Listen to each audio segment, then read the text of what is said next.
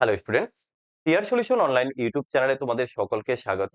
তো দেখো, আজকের এই সেটগুলিতে আমি মেন টার্গেট করেছি প্রত্যেকটা কোশ্চেন 1 মিনিটের মধ্যে আমরা কমপ্লিট করব। কারণ এর আগে যে ভিডিওগুলো আমি আপলোড করেছি বা অঙ্কগুলো দেখিয়েছিলাম, সেখানে কি হতো, আমরা অনেকটা টাইম নিয়ে তোমাদেরকে ভালো করে বোঝানোর চেষ্টা করতাম। তো এখন আমি অন্য একটা সিরিজ শুরু করেছি, যে এখানে আমাদের টার্গেট থাকবে প্রত্যেকটা কোশ্চেন কিভাবে আমরা 1 মিনিটের মধ্যেই সলভ করতে পারি। কারণ আমরা অনেকে আছি যারা পরীক্ষার সময় টাইম ম্যানেজমেন্ট করতে পারি না।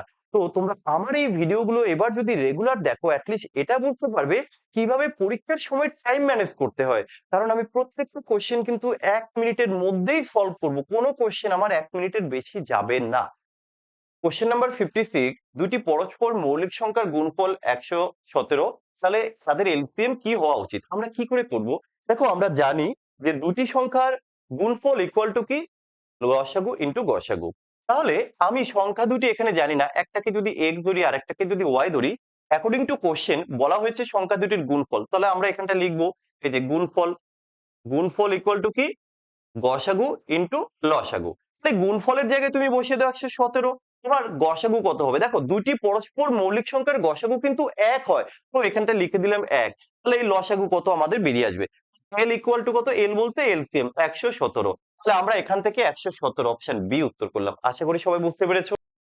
কোশ্চেন নাম্বার 57, স্পিরিটের সাথে জল কি অনুপাতে মিশিয়ে ক্রয় মূল্যে বিক্রি করলে 20% লাভ হবে?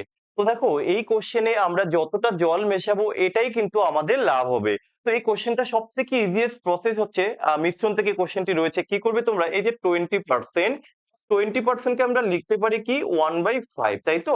মানে এই অনুপাতে আমরা মেশাবো। এই অনুপাত মিনস 1:5 অনুপাতে। তাহলে কোথায় রয়েছে 1:5? এই যে অপশন এ। এটা কিন্তু অ্যালিগেশন করে করার কোনো দরকার নেই, এক্স ধরারও কোনো দরকার নেই। ঠিক আছে? যদি কারো বুঝতে প্রবলেম হয় কমেন্ট করে জানিও। কোশ্চেন নাম্বার 58, একটি সংকর ধাতুতে 12% তামা আছে। 69 কেজি তামা পেতে কত কেজি সংকর ধাতুর প্রয়োজন? আমরা কিভাবে করব? দেখো, এই যে 12% তামা, এখান থেকেই আমরা শুরু করব। এই 12% কে আমি লিখতে পারি কি? লিখতে পারি 12/100। যদি আমরা এটাকে কাটি, 4 দিয়ে কাটলে 3, 4 দিয়ে কাটলে 4 25। আমরা বলতে পারি টোটাল মিশ্রণ যদি হয় 25, এর মধ্যে 3 হচ্ছে তামা। কিন্তু এখানে বলা হয়েছে 69 কেজি তামা পেতে হবে, তাহলে আমরা যেটা 3 পেয়েছি এটাকে করতে হবে ওদের কথা অনুযায়ী 69। তুমি কত গুণ করেছো এর সাথে? 3 2 3 23 গুণ।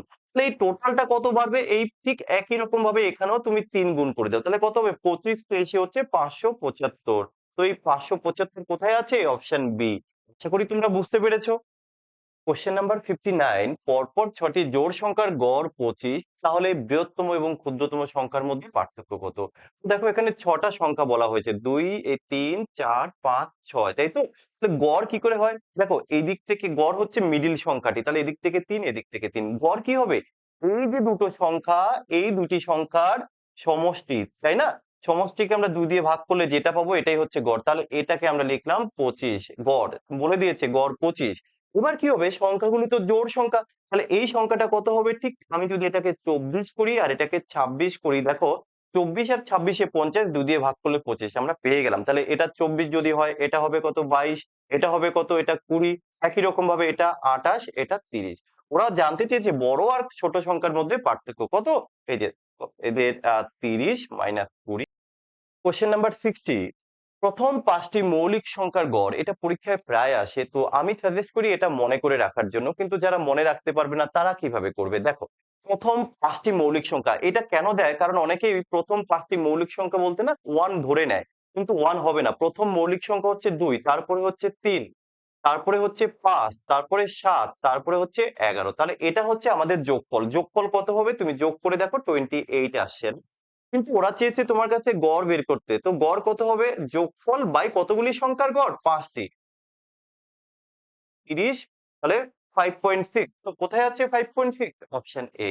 আশা করি বুঝতে পেরেছো। আমরা আজকে এখানেই শেষ করলাম। আশা করি তোমরা বুঝতে পেরেছো যে আমরা এইভাবে কেন অঙ্কগুলো করাচ্ছি।